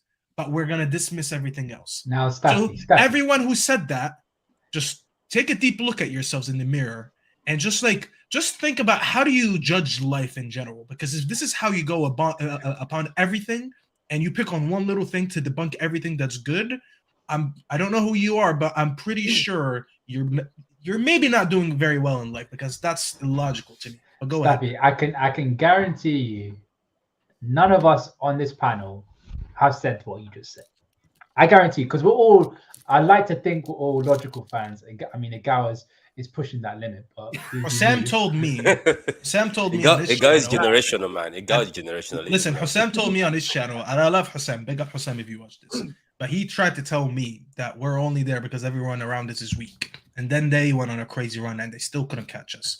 So what does that say? If we are weak and you went on that run, what does that say about you? Not you. I'm just going to say, I think in general, in terms of the overall complex of English football, I think we are weaker than the rest of Europe. But then that's a different conversation we're going to have. I think, in my opinion, when it comes to United, they do deserve a little bit of credit. If you're going off objectively on my standings or my prediction, they have for sure exceeded expectations massively. But then if you apply context to it, they kind of hit expectations because I did say it's going to be a very, very close race. But like I said, I think whoever said what you said and said that Erik ten Hag should be sacked for what he's done this season is an absolute imbecile. My own fans, bro, were saying that. My own fan base was saying that. But I think it's the case of everyone wants to have their own manager. I know for a fact my football club, when there was the Klopp in, Klopp out debate, everyone wanted their own manager. Like we all know Tom Little wanted Ruben Amorim. I know JJ and G wanted Luis Enrique. And I said, I don't want to sack Klopp because my ideal replacement is not available, which is Hansi Flick. So it's one of them ones where when people are so invested in their agenda to have a certain manager to be their go-to, they will say stupid stuff like get the manager out, even when they're having a successful period. Patrick, you're smiling. I don't know why you're smiling. No, the icon here. Am I the one see this icon here? Look at that icon. It's a very good one. Yeah. Can I just quickly say something in regards to? There's a couple of comments asking about who's had a better season because they're annoyed about we saying that Newcastle had a better season. There was somebody asked a question about somebody asked a question. Have West Ham had a better season than Spurs? This, that, and the other. If West Ham win a trophy, they've had a much better season than Spurs. I'm not going to say they haven't. If they've won a European trophy, people go, but it's only the further. But West Ham will fight in relegation and still may win a European trophy. They've had a better season than Spurs. Let's be honest, bro. It's not very hard to have a better season than Spurs. Let's be very honest. The bar is very low. Let me had a better season. They've also had a better season than Liverpool winning the trophy. If Liverpool haven't, for me, trophies matter. The people that come on here and go, you have the community shield, man. Respect that. Well, that's more of Alan. More for Arsenal, isn't it? Let me show you. Hassan calls it the biryani plate. Yeah. I fucking love that, bro. You guys seen this meme before? Yeah. This is Man United's season. They won a trophy, right? This is Arsenal season. But this is the futures. Possibly. Nah. I think it's the opposite. It's the opposite. Yeah, this is where I want to cook you so bad, bro. This is where I really want to cook you so bad. How can you say that? Well, how can you say that United season and their trajectory is not going to go on the up? He's gone. Because he triggered him so much that he's like, I'm done. I'm out of here, man. I'm out of here. Yeah, but who's had a better season between United and them? If United, let's say United win the FA Cup, so they've got 2. So that means United have a better season than Arsenal, though, right? United, bro, they already have a better. They already had a better season than Arsenal. Wallahi, I agree with that. I generally, down to God, everything. I've said that numerous times. United have had a much more successful season because they won a silverware. We didn't win nothing, right? They've had a much more successful season. But I would rather still be in our position because I feel like we're closer to the finish line than Man United. That's without any investment. In the summer, Brighton and Arsenal. In the summer, if Man United now go and invest heavy and they go and sign 4 or 5 players that take them over the line and we don't go and do that, that's different. But at this moment in time, I believe we're in a better situation going forward. But Egal, how can you say where you're going off your own trajectory? Why can't you do the same for United? If you go based off trajectory. I'm the only person here who's putting United in the title race conversation potentially next season. I am giving them high expectations. So you wouldn't trade positions with United. No, because I still believe we're closer to the finished article. United are still very far away. You're better on the pitch than us, and I know that. It's Ten Hag's first season, And there's a lot of players they still need to get rid of. We're a lot closer to getting rid of a lot of deadwood and bringing in and being a more complete squad. How do you know They that still they have a are? long way to go. How do you know that they aren't? Bro, you can see it. First of all, the goalkeeper. I could name so many other pieces. Look at their squad depth in comparison to ours. Even though I meant how do you know that they aren't getting getting rid of their deadwood as well? No, he's saying it's still gonna take us time. I am not discrediting Man United. I'm crediting them, saying they're in the conversation next season of one of those teams that can make that jump. But we are closer to that jump because we just came off a challenge. They would want to be in a situation where they're challenging, but since they haven't won a trophy in 6 years or 5 years, if I'm not mistaken, this would have been 6. They broke that duck and they're happy with that. It's success because you won a trophy. But at the end of the day, I would still rather be in my situation.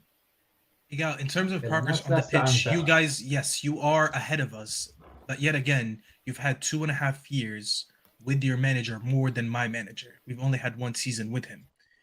The picture you shared, though, is showing that one person is looking at long-term success while the other person is just looking down under their feet, which is not the case with us.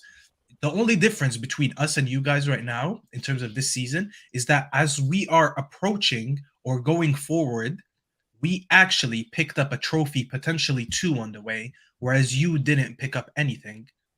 And you bottled a league. And this is why people ask this question. Because next year, I don't think we're going to challenge next year. So this is my bombshell for everyone. Every Manchester United fan in the chat right now, you can remember this. We will not challenge next year. However, we will improve next year. You cannot expect me or tell me that you need like 5 new starters to come into this team and then tell me under the same sentence that we're going to compete. We're not going to compete. Will we improve? Yes. Will we compete? No. Do we have a better future than Arsenal? Yes. Especially if we get new owners. Can I ask a question for you? One second before you ask any question, everyone in the chat, just pick a club. If Man City, who will challenge Man City next season out of these? Where's Spurs? Where's Spurs? Spurs are not challenging anyone. Spurs and Chelsea have too much of a gap to try to challenge. I think the best person. I think you could put Chelsea in there. I think you could put Chelsea in there. No. Chelsea are not in this conversation. Egal. You were not in the conversation last season, though, too. Listen, we actually were 5th last season, so we were. Go in order, Egal. One second. I am putting the 4 teams that are below the title. But that's Chelsea have no Europe at all. They just have Chelsea are not going to make time they did that. They won the league. Chelsea have so much work to do as a football club. They are not in this discussion. No, but I do agree. I do agree with Egal. They need to fill in a lot of holes in their squad. When Chelsea finished 10th, and they won the league next year, it was the same team that was a champion. But they just had a manager issue, and then they went next year under Conte and won. This is not the same team that they've won anything with. Not even UCL winners. UCL winners 2 years ago. Not even the same team that won the UCL. Most of them are gone. How are we talking about a Chelsea team? This is not a conversation. 15 losses. 15. That's this season. It's not a conversation, guys. Egal. I think team that has 15 losses could potentially win a league title next year. Do you understand the level of consistency? Hold on, Egal. Hold on. You said who could challenge? Yeah, you know how the level of consistency you need to challenge, bro. What level of consistency? Look at the players they've got. I guarantee you, and it's Poch going in there now. People go, oh my god, you can say about Poch. No, Poch has proven that he can work with a young, hungry team that likes to play offensive football. Bro, and they've got players that play that system. Bro, so they will improve massively. They'll be in the conversation easily in the top 4 for me. Bro, this team, bar 3 players, don't really get into most teams at the top of the table. Can I say one thing though? Can I say one thing? I've been saying this for a long time, and I don't know if people are going to laugh, but guys, Chelsea, right? If you look at these players, I can still pick from that category. I can still pick them. I think it's not even a matter of the players' qualities. Those players are players that people would be fighting to get. On paper, they're a good team. Yeah, they are. It's just the fact that I think it's the mentality and things that are happening at Chelsea. Because don't tell me here that you would say no to Enzo Fernandez being in your team. I would take Enzo Fernandez. Modric, I'm taking him. I'm sorry. I'm taking those players. Some of them you can take over them. Over Jack. Guys, I mean like they can be part of your squad. I mean like part of the squad. I can have them. Enzo, I would take Enzo. Bar Patrick, if we spoke about this Chelsea team with just on paper, most of us would have put them over our teams. Okay, because when you look at the names, these names are not bad names. Bar Patrick and maybe Ram, I'll give you Ram because you didn't know you were gonna have that season. Egal, I don't even want to hear it because when these guys were signing all these play, I know Alan definitely will. As I said, Liverpool, you can have a case. I will admit it, even I will. You know, because when you look at the names that they have, these are not bad names. They made just we know the issue is that they signed too many players in such a short time with no Premier League, none of them are Premier League proven, and just a manager that got overwhelmed. So he's not even a big manager. Next year, will they be a better team? Of course. Will they compete? Of course not. Will they be somewhere about with the top four in the top four? I think they might. It depends on who the manager is going to be. It's premature to talk about it considering we don't even know who the manager is. We think it's Poch. If it is, I think they'll be there and thereabout, but definitely not competing. Okay. Gal's question was about who's competing. I think the question is not being answered by trying to deflect and talk about why Chelsea isn't in there. No, but Chelsea Egal, no shout. This is about the question, yeah. I think the best person to ask is the subject of the question. I think Patrick is probably the best person because I don't think either of us will know. I can tell you who I can tell you who I can tell you who I fear on this 4. I still fear Liverpool. Regardless, people no, you're useless. You get one win away. You always just get points from us for no reason, and I hate you Alan, for that. Where did Egal go? He's maybe because I said I think I said Liverpool, then he got disappointed. Look, one of my friends, he said, Patrick, I still fear Liverpool, and he says if Liverpool, you know this run you went on, he says if you started this run before, and let's say you were more, like let's say you're more capable and informed, and he says you beat Madrid, for instance, in the Champions League somehow, he says he would still fear playing Liverpool in a 2-tie if Liverpool were on form. And when you think about it, it's true. If Klopp just gets few midfielders that fix things, I still fear Liverpool. I don't know, because I fear them because they're a team that Klopp has managed to get the team to 97. Klopp is still better than Arteta. Klopp is still the second best manager in this league right now. I think he can still do it. That's why I fear Liverpool. And people are laughing right now because we're laughing at Liverpool because things did not go well. But I still fear Liverpool. I don't fear Arsenal. As I said, I think Arsenal and even Newcastle, I'm giving them a warning. Because now Newcastle, you're going to be playing Champions League football. No longer one game a week. You're going to be playing Champions League football and club football. You might find Newcastle might not even be at the top. Patrick, I couldn't agree with you more. Yeah. I think even next with the Liverpool season, thing. Yes, I think Liverpool's going to compete next season. Can I just quickly? That was my bombshell. I wanted to go last because everyone probably would have thought I'm going to back Ten Hag and say we're going to compete next season. But I'm telling you, I don't think we will. I think we'll come third. Depending obviously on a lot that happens this summer. So we're still talking about really we don't have evidence to what we're saying right now. But Patrick made a very good point. He said from the run that he's seen from Liverpool, winning 7 in a row, it just still shows that they have something. And one of the best things they've done is finally taking these tough decisions that they have to get rid of some players. And that's something that even Man United still hasn't done. Getting rid of Naby Keita and them. Hold on. Just let me tell you. If you guys go this summer and back Klopp properly, because I don't think he's going to take the Europa League seriously. So he's going to be fully focused on... No, hold on. I've seen enough from Klopp and other competitions where he doesn't take it seriously. I think he's going to take the Premier League way more seriously than the Europa League. And if all these things happen, I think they'll compete. They're the favorites. You're all writing off Newcastle. None of you are mentioning. I'm not writing them off. I just still don't know what they're going to do because we have no. You can clip this. They're not going anywhere next season. Newcastle is Champions League and run. Saxham, who, when I said about Tottenham challenging, it was sarcasm. Please one second. I just need to ask Alan. Alan, do you even want to talk about Tottenham? Yeah, we're shit, and I'm more than happy for you guys to talk about us. I'm not going to talk about I'm sorry. We're at that point where we just. Does anybody here have anything to say about Tottenham? All I have to say is free Harry Kane. Can I go? Freedom, go! Get him out of there. Can I go? It's my team, yeah. I go. See, here's the thing. I'll come on and give you all smoke for your clubs, right? And I expect it back in spades. And I'm all here for it. I don't go in my fields and go, you can't say something about my club. You can say what the fuck you like about Spurs. At the moment, we're absolutely shocking. And seriously, even though we look horrendous, there are still some Spurs fans on the socials about give Mason a job. Are you absolutely batshit crazy? What the fuck are you seeing to say that you want Mason to be manager of Spurs? I do not get it. And it's that sentiment. It's what people are going back to, this whole sentiment thing, because he once played for Spurs. I don't give a shit. He's not good enough. I don't care. All of this sentiment in football about, give people they've worn the badge. They know what's good for the club. No, they don't. It looks like it's going to be Arnslot. This is what I was going to say about Ten Hag. I didn't give Ten Hag his dues at the start of the season because Dutch managers tend not to do well in the Premier League. Spurs now look like they may have a Dutch manager coming in. I'm still sceptical, but I'll give him time if it is Slot to implement what he wants to do. I think it's a bit of a misstep because he generally goes, because I've had to do some research. Slot. He tends to go the back four. What was that? Sorry, I didn't catch that. What was that? I didn't hear it. He's Dutch. Is he joining Spurs? No, that's what I'm saying. Arne Slot. So I'm skeptical about him coming in because he's a Dutch manager. We don't Dutch managers tend not to do that well, but he normally plays with a back four. But we are accustomed to a back three now, and shit as a back three. But it'll be shit as a back four.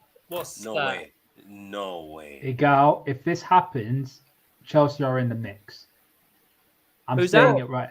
If Chelsea get Vlahovic, is cold. If Chelsea get Vlahovic, the man's gonna get 4 goals at Chelsea. No, Egal, no, he's not. Egal, don't make those statements. Egal, he is different. In his first game for Juventus, he scored 2 goals in the Champions League, and he's scoring goals for a dead Champions League. He scored with his first touch. 4 hours ago. 4 hours ago. Okay. Breaking news from Fabrizio Romano. Understood that Chelsea have not sent a bid. What? Chelsea haven't sent a bid for Vlahovic as of now, but he is a striker. Apparently the club, but no bid, no talks. Bayern, Manchester United are also in the mix for Vlahovic and still waiting on a decision from Juventus. Whoever gets Vlahovic, it's going to be a big problem for everybody. Bro, I honestly don't know. If Chelsea's system is right under Poch, maybe Vlahovic would be a perfect fit, right? But at this moment in time, Chelsea have historically been known for a team that buys strikers and they fail. So yeah, it's a curse. So I need to see them have a successful striker come in and have a successful system come in. If he was to go to Bayern or Manchester United, that's the much better choice. Man United is also a big one. And also, if I know Dusan Vlahovic's agent, he won't even pick up the phone from Chelsea unless they're giving him a couple million extra because of no Champions League football. He turned us down because of no Champions League football. We were willing to pay over the odds for him. But I think the situation is different with Juventus. I don't know if they're still in the Champions League places. They are, but they could get deducted points. As of today, they were given back the points. When the points were given back after the appeal. Let me show you. I was doing something today. Where is it? Jesus, you tweet a lot, don't you? Yeah, I do. In the morning, sometimes I tweet a lot. So Juventus news, revisiting the points, tomorrow, feeling like it could be a 12-point deduction. Oh, again. And that would take them away from Champions League qualification. That's the big one. UEFA can have the right to take away their qualification if they finish second. Juventus right now are second. If they lose 12 points, they drop all the way down to what? 8th or 9th? Where's Inter? Oh, Inter is 4th. They dropped down to 8th. But that's not the issue. The issue is Juventus could get stripped. Forget about the points deduction. UEFA could just strip them of their Champions League status, regardless, because of what they've done. They could just straight away be like, no, you're not playing in the Champions League. You're not playing in Europe at all. I don't know why we're talking about Chelsea when Snaffy's right here. Would you take Vlahovic, or do you think that's not the kind of player? Do you not see my strikers right now? I saw of course, I would take Vlahovic. I saw your tweet. That's why I put it out. Weghorst, man. Weghorst, my God. Martial and Weghorst are gone. Has he scored in the league? Weghorst, has he scored in the league? Don't ask me such nonsense questions. You know that. I'm not going to lie to you guys. Are we going to give Alan a pass? Bro, they're shit. No, I want to ask him. Wait, I want to ask him something.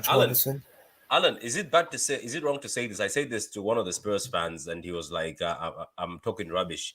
So I said, maybe right now in this season, you guys should put Son and Kane on sale, get the money you can get because those are the big hitters, and start rebuilding your team. I can't hear you. You've gone on mute? Okay, yeah. Did you sell your mic? I've been saying for weeks about Son and Kane getting the money from and rebuilding. Son, both of them. I'm saying get rid of both. Yeah. Yeah. And that's the thing. People go, what you're delusional because Spurs thing like. But at the end of the day, Spurs need improvement all across the pitch. So we don't spend money; we have to recoup. So why not get rid of? Because Son for me has regressed. I don't think he's going to get back to the levels he was. He's regressed. His biggest attribute was that he could run past players, carry the ball, quick speeds. He can't do that now. His shooting's fallen off. Kane is the big, obviously, miss because for me, Kane, Haaland's an absolute monster in front of goal. He's a freak of nature. What he's done is literally been, he's come in, the goals he scored and all that. He's overshadowed Kane. I see saying Kane has got 32 goals, isn't it? Is it 28? Yeah, so I think Kane's got the most goals he has in like 4 or 5 seasons. I think it's coming in closer than 28 altogether, or like 26 in the league. If it weren't for Haaland, he would be winning another Golden Boot. But because Haaland's in there doing what he's doing, he's not.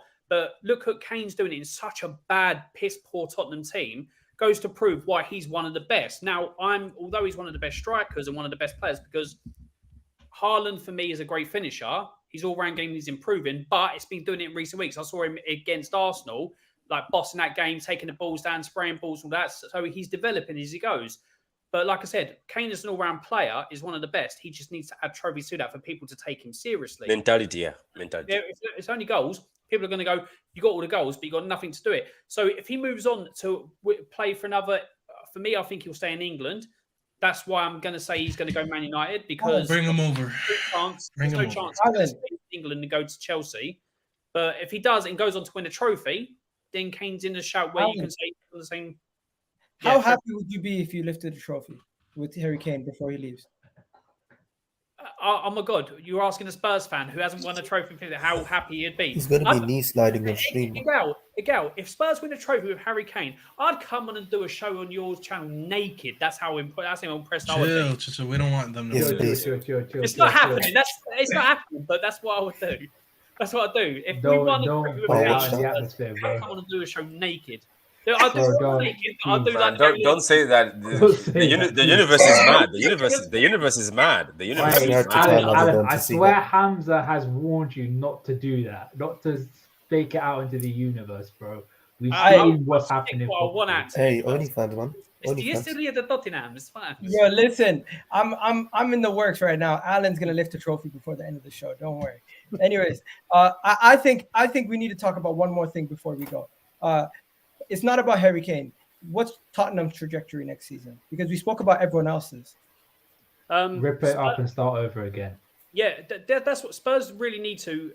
I mean, and for me, I absolutely hate it because, like, when Arsenal done it and finished 8th, I criticised Arsenal because Arsenal fans were celebrating an 8th as it's all right, it's this, that, and the other. Like, it's a good thing. We can rebuild. No, it was failure. And for Spurs, 8th or 9th or 10th, wherever we finish, it's an absolute failure. But it might be the final, because Spurs got top 4 last season, and it pretty much covered over the cracks of the problems behind at Spurs. So, if we come all the way out of European football, and don't have that, it might make these owners finally realise with the booze he's getting and everything like that, I need to invest properly into a team for a proper rebuild. That may be the only saving grace for Spurs. But if we don't, and we do a typical Spurs, mid-table is where we're going to be for the next. Yo, guys. Napoli's coach is resigning? Yeah, apparently he had issues with the owner. Yeah, he's had a lot of issues with the owner. Arsenal, take him. He's won the trophy. Arsenal. Spurs, go get him. No. That's Spurs. It could be a good Spurs. Spurs have an Italian link. I'll put it out to the universe, Ram. There you go. Go on, go get it. Yeah, you do that. That's a better one. I'm not gonna lie. I think that's a good choice for Spurs. It would be a very good choice for Spurs. Is he gonna say yes? So Juventus might take him. Juve might take him. They need help. Juve needs help. Yo, Alan, here's your since Manchester City are the closest thing to Spurs celebrating a trophy. Here's Alan's trophy raise. There you go, ladies and gentlemen. Enjoy. Yeah, what a trophy! Because you guys seen the expression. Egal, I noticed you took a dig there for me and me for raising a trophy, but at least I've raised a trophy and so has Patrick. Where's Arsenal's trophy? Wow. That's hard. We're back. And we're back. Celebrate it. Go back to the Arsenal We're slam. back in the kitchen. to the We're back in guys, the kitchen. Listen, Everyone- Alan today proved that whole thing that white man people don't know how to use seasoning. This guy used a lot of seasoning today. He cooked the hell out of it. Yeah. The next cookout Alan has, I'm going over, bro. You're Listen, welcome. everyone, give applause to Alan and Patrick, the two resident City fans today that enjoyed their trophy raise. I think honestly we covered everything. We did it. The thing is, it's the second last game of the season, so we really don't need to get too deep into the actual games themselves because I feel like that's Egal. But there's one more thing that we. Yeah, sorry? you go ahead and say your thing because I think, are you the only person that hasn't seen their team lift a trophy this season? Because we lifted up the Community Shield. I'm gonna we're doing that. I'm gonna shamelessly plug that. We're doing that. Patrick saw his team lift up the Premier League. Staffy saw his team lift up the League Cup. Obviously, Alan saw his team lift up the Premier League as well. They lift up Arsenal's bottom. What have you lifted up, bro? I don't. I lifted. To be fair, they were very unselfish. They did lift Man City above. Listen. I'll tell you this. I'll tell you this. In August, I'm gonna have my own trophy. Don't worry about that. What's that? What's that? Different trophy, personal. What? Don't worry about it. But look, what kind of bullshit was that? Just to show you guys this. Yo, bro, you know what I'm talking about. I've already told you this before. Well, Community Shield. Nah, it's family related. If you get what I mean. But yo, I see what you mean. So 85th. So Benfica is about to win the league. At this moment in time, one game, the last game, I think they only have 34 games in that league. They have 18 teams. So that's 2 points difference between Benfica and Porto. It's going down to the final day. By the way, Alan, have a look at that manager, the Benfica manager. And where is the other one? Napoli has already won the league, but Lazio are now in the Champions League. They've overtaken Inter in third. Where is the one that I'm looking for? Man City, of course, won the league. Congratulations to Manchester. For the Dortmund one. Commiserations. Arsenal. And yo, what did you guys think of the pitch invasion? What did you guys think of the pitch invasion? No, let them celebrate. There's nothing you can say about it. There's nothing you can say about it. Patrick, did you see me? I was there. Wait, hold on, Egal. You can't tell me you got a problem with that when you were complaining about other people saying about Arsenal and being celebration police with Arsenal. So you can't have a problem with that if you're saying Arsenal can celebrate winning again. You need to leave him alone, bro. To be fair, I didn't say I have a problem with it, but yeah. Okay. Dortmund is not going to bottle the league. They're going to probably win. Yeah, I hope they win it. They need to win the last game of the season. The Thomas Tuchel agenda is going to run, man. Oi, Patrick, you know we have our Thomas Tuchel agenda. I know. Nagelsmann, wherever he's smiling, that man is smiling. Bro, Egal, our agenda's going to cook, bro. Bro, you don't understand. I heard Chelsea fans tell us about Tuchel over Klopp. And yet this brother can't win a Bundesliga with Bayern. No, you gotta. They're frauds. You're saying they're all frauds. Lock it up. Chelsea fans need to find a place. Another generational manager, generational tactician. And then the final thing, we saved it for the last thing to talk about. This is hopefully it's a quick one. I know it's a big topic, but there was a statement that was made by the fans on the pitch when they pitch invaded, and I just want everyone to see it. I know you already seen it, Staff, because I think you're on the terrace earlier. I already saw it too. The treble, 1 down, 2 to go. I think they're gonna do it. They can't, man. I'm sorry. Please, Inter, please. I want to go to that game. I'm gonna pitch it, mate. Haaland 1-on-1. I'm gonna test slide tackle it, man. Come on, the slide tackle. I'm gonna have to beg Mo to do something and just manifest his team to win it, because all I'm relying on is manifestation. I believe in the manifestation of something. If you keep on saying it, it will happen. And that's what I'm telling Mo, just to manifest it as much as possible, because I don't see it to win beating City. Can I say something? Something that I said, I think when I was doing a preview. Egal, I said if we beat Madrid, it depends on how we beat Madrid. I think that's what's going to bring the momentum. I think beating Madrid in that way, I think brought a bit of belief in the fans, because most of the local fans were saying, I don't think we don't really care about the treble. We just want to win the Prem and do a three-peat. That's what they were saying. This is the first time I've seen the locals now. I've started believing also. I think it's that Madrid win. But also, what has fascinated me was today, where I looked at our bench, because these players were getting tired. I looked at our bench, and they were all in their flip-flops, smiling, sitting there. Then I was like, this is going to be good, because what's going to be happening is Pep, I bet Brentford is going to put the guys on the bench in there, take them out. At least they'll be fresh. Rodri doesn't have to play a lot, because now Phillips has been promised to play a lot. Rodri will be playing like 20 minutes. I'm just happy that we're going to meet United while all our players are fit, touch wood, and then we meet Inter again with this motive. To be honest with you, I believe that every final is 50-50. But if United stop us from winning that FA Cup, I think even United fans can admit they're going to have to come with their best performance of their lives. Because I think right now, for City, for the fact that now they were fatigued, now they're resting, I think they'll be more dangerous. And all the players are believing now, Egal. They're even saying, we can smell it. Even Pep said, I can smell it in the dressing room that these guys are hungry. To be honest with you guys, I know you hate us, but I'm just happy that at least for the first time, Gundogan and De Bruyne will just finish their legacy with the UCL at least. And at least it's a romantic story. I can't. Look at that. No. It's too. Can I ask something though? What are you gonna do now? Because every banter was like, "Where's your UCL?" Now, what if it happens? What are people gonna say? I know Liverpool fans will say we've got 6. Then United fans say we've got 3. But other people, what are you gonna tell us now? I'm just gonna say, look here. No one in world football history has ever had a 500 million pound bench. So Man City.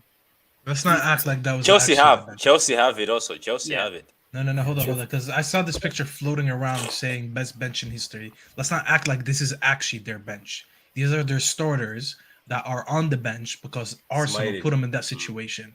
So yes, let's not act like this is something that it's not. Guys, one more thing. Can we? I don't know why we didn't talk about it. I don't know why we forgot about this. Can we talk about this, Egal, where I know we've been talking about Arsenal and embarrassing and all of us, but as a panel here, can we talk about the fact that Chelsea are so bad at the point where even a team full of academy kids from City were outplaying Chelsea, and these are like 50 million, 100 million players on there. Patrick, this is why when people tried telling me we're going to battle top 4 to Chelsea and them, I was laughing. I said, this is the easiest game we're going to play. And everyone tried telling me, oh, but watch, you're going to battle it to Chelsea. I need to go back and actually watch that nonsense that people were saying. Yes, because I've been on too many shows where people were saying that garbage. Don't include me. No, I don't think you did. I just really need to go back and revisit this because I heard that garbage a lot. And I couldn't believe it. Egal, I think you're one of them because you're sitting there too quiet. I can't do nothing. Anything I say, I just catch. I said I think you were. I don't remember, but I think you were. I think Qasim was one of them. And to be honest, I don't even want to cook Qasim. He said that they would beat us. I personally was waiting for someone to take your spot, but what just kept happening was Liverpool and Newcastle were fighting for that final spot. Newcastle. No, I'm just talking about the Chelsea game. Just the Chelsea game that we would lose the Chelsea game. Oh, I never said you were going to lose to Chelsea. Nah, but Patrick, what's your fit, bro? Are you serious that you played your youth team today? No, we had 4 from the youth. I think it's 4 or 3. I know. I'm talking about like people like Ford and that are sitting on the bench. But Palmer came in. Palmer was in. Rico. Palmer got the assist, didn't he? Palmer and Rico Lewis and Ortega. Do you know what made me laugh is how bad can Chelsea be? These are senior players, and they've put Rico Lewis in midfield, and he's bossing your midfield. Like I was like, he's a right back, no? Yeah, but he was in midfield today, full midfield, not even tucking in. He was fully in midfield. Walker was the right back, and he bossed the Chelsea midfield. Yeah. They couldn't get the ball off him or any other people. It was just bad. Hey, man, that Nzonzi, man, not looking good, bro. Boy. Yeah, you know what, guys? Unfortunately, we got to wrap it up. It's been a great show. Someone said, Egal, please say something. Egal on the panel tonight. Enjoyed tonight. Having a drink. You go, guys. Big up to you, United Devils. You know what, Egal? I'm gonna just say this. This is probably my favorite stream ever on the Egal channel because Egal he got cooked a lot today. Egal got a good cooking. Bring Alan back here. Bring Alan, where did you go? Come back here. Alan had to go. Alan had to go. We've been going for a while now. But yo, you guys have yourselves a wonderful day. Hopefully everyone enjoyed the stream. This was a great stream. We're only on 66 likes. That's unfortunate. Try to get this past at least 100 likes if you guys can do me that favor. And we're out of here, people. Big up Belvishon for jumping on. Big up my guy, Velvish one. We have the same. I have the same bed from thing. I got that from where'd you get that from? I think I got it from IKEA myself. Yeah, IKEA. And then we got a thing. Big up to you, my guy, for coming on, Patrick. Congratulations, Staffy. Always a pleasure. Thank you, man. And Ram, hope I'm happy you enjoyed the show. Never a foul. It seemed. Is it depressing stream other than Patrick? Cheer up, boys. I'm happy, man. I'm happy. Nah, Bobby scored in his farewell appearance. I'm happy. Yo, you missed it. You missed it. Whoever's running the Never a Foul account, you missed it. Alan was. No, I think he's talking about that. It's depressing because City won the trophy, but everybody hasn't won. So he says it's sort of Mo. like a downer. Big up Mo. Listen, Never a Foul. How dare you? I was cooking it, Gal. I was in my element today. I saved it all together. Please manifest the Champions League, please. I beg. And you know what, guys? You guys have yourselves a wonderful day. I'll catch you guys on Thursday. Bottled it. Goodbye, everybody. Second in the one.